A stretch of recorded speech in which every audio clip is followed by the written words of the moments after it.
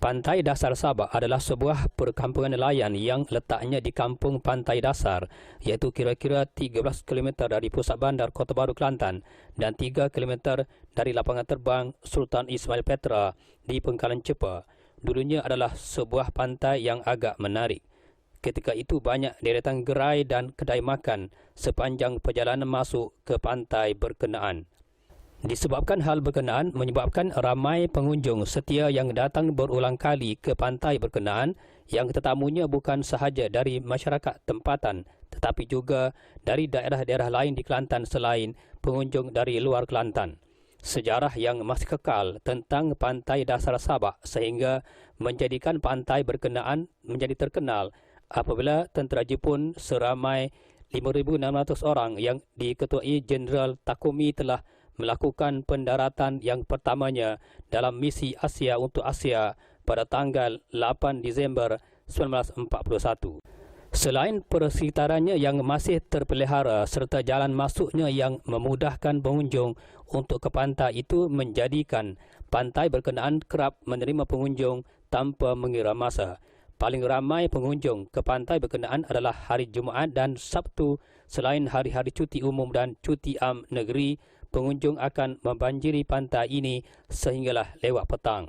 Malah pada ketika itu, jika pengunjung dari pusat bandar Kota Baru yang tidak mempunyai kenderaan dan akan mengunjungi Pantai Dasar Sabak, boleh menaiki bas mini yang bernombor 59. Bas berkenaan akan membawa penumpang dan pengunjung terus melalui laluan Kampung Pancur dan Kemumin di Pengkalan Cepa terus ke pinggir pantai berkenaan. Namun, beberapa tahun kemudian, Pantai Dasar Sabak tidak lagi dikunjungi kerana difahamkan banyak sampah yang dibuang dan dilonggokkan bersebelahan dengan jalan masuk ke pantai berkenaan yang dijumpai bergelimpangan apabila banjir melanda pantai tersebut.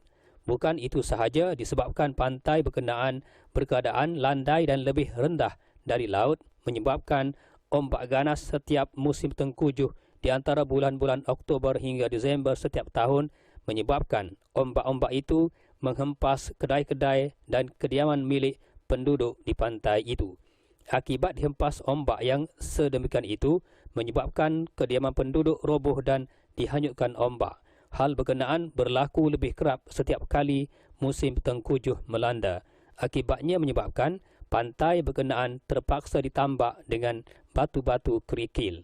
Walaupun batu-batu kerikil berkenaan dapat menyelamatkan penempatan dan kediaman penduduk agak selamat dari dihempaskan ombak yang tinggi, namun jika dari pandangan kasar, tambakan batu-batu kerikil di pinggir pantai tersebut menyebabkan Pantai Dasar Sabak telah hilang serinya dan tiada lagi pemandangan menarik pantai yang boleh dilihat dari jauh.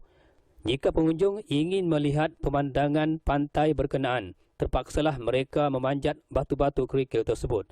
Dengan kata lain, akibat ditimbunkan batu-batu kerikil di tepi pantai itu menjadikan pantai berkenaan tidak lagi asli dan tidak lagi berkeadaan asal, sedangkan hal seumpama ini boleh diselesaikan dengan pembinaan baharu sebagaimana di Pantai Seri Tujuh Tumpat Kelantan, iaitu dengan membuka ruang air laut masuk dengan mewujudkan sebuah tasik kecil.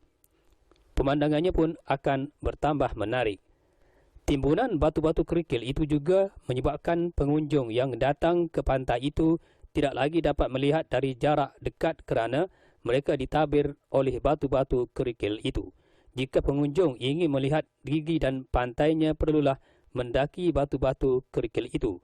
Cuma sesuatu yang lebih baik apabila panas terik berlaku, pengunjung dapat berlindung di sebalik batu-batu kerikil tersebut.